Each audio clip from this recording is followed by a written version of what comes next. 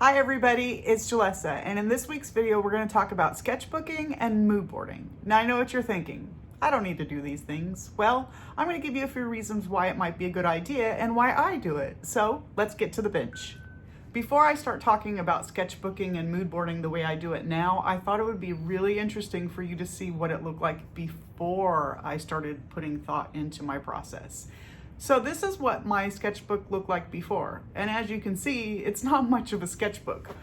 All that's in there are materials, the cost of the materials, and maybe a little bit about the time I've spent making the piece of jewelry. But as you can tell, there are no real sketches there, and that's not very interesting, right?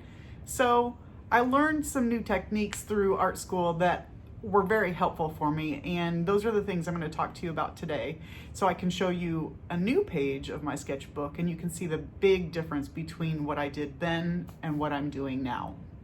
I don't really like the idea of calling my journal or my mood board a sketchbook because I'm not a very good artist when it comes to sketching. I'm very good about being verbal or about writing down my thoughts and feelings, so it was really difficult for me to start thinking in a two-dimensional form where I can actually draw the images that I'm seeing in my head.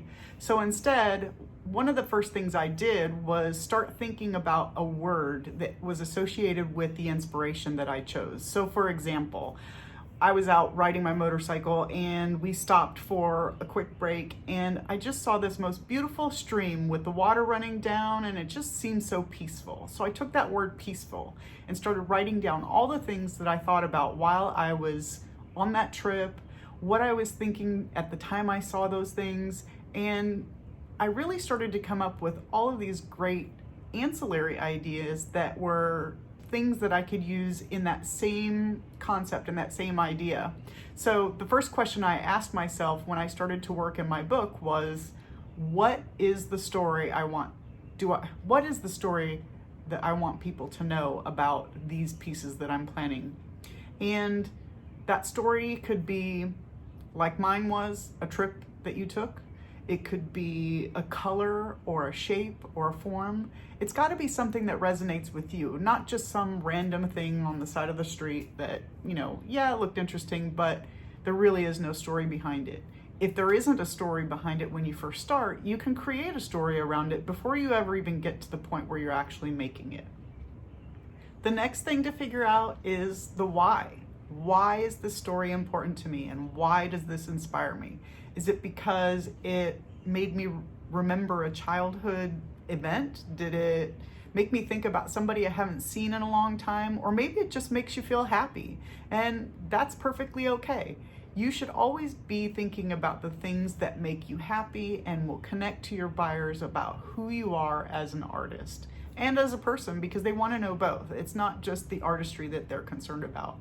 It's a wonderful thing when you have made something, your client is wearing it, and they're out in public and someone says, oh wow, that's a great bangle. Where did you get that from? And they can say, oh my gosh, I found the coolest artist. She does X. And this is what she made, and the story behind it is Y. And here's my story behind it because this is how come I love it, Z.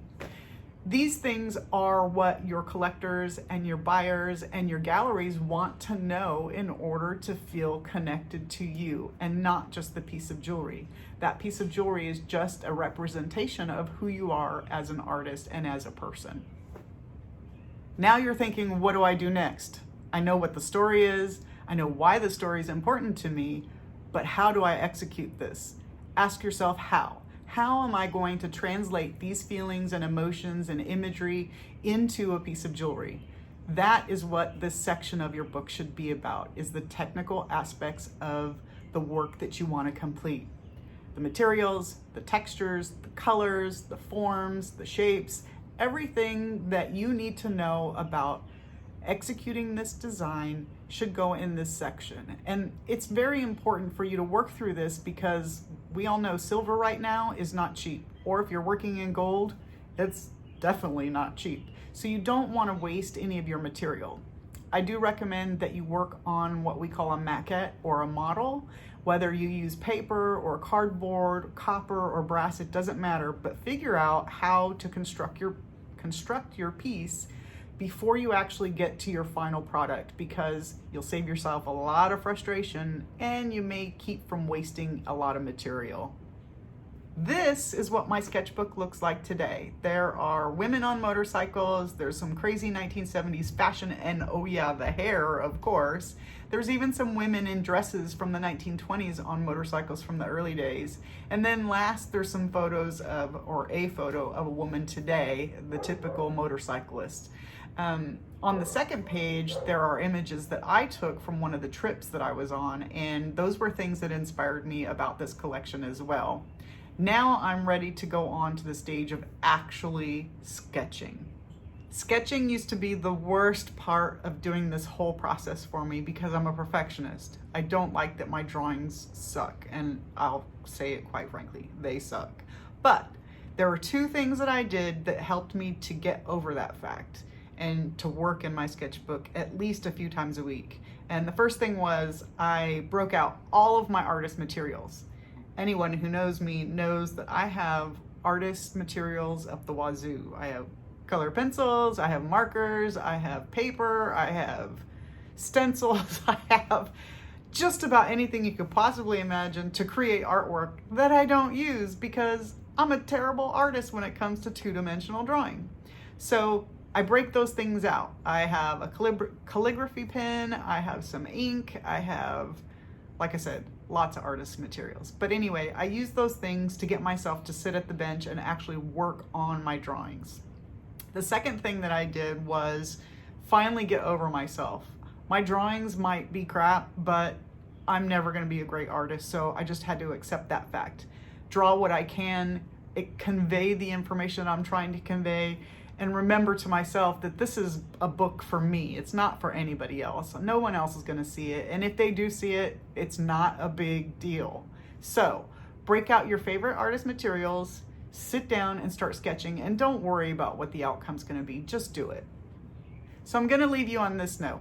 Here's a few images of my sketchbook now, and you can see they're not perfect, but that's okay. Like I said, it's just for me, and I'm not worried about anybody else looking at it, and even if they do, what's the big deal? They know I'm a good jewelry artist, not necessarily a good paper artist.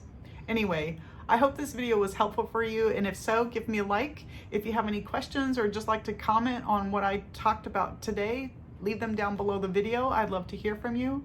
And don't forget to subscribe to the channel and share this with your friends, because it might be something that might help them break through one of their creative blocks too. Thank you so much for joining me, and I'll see you next week. Bye.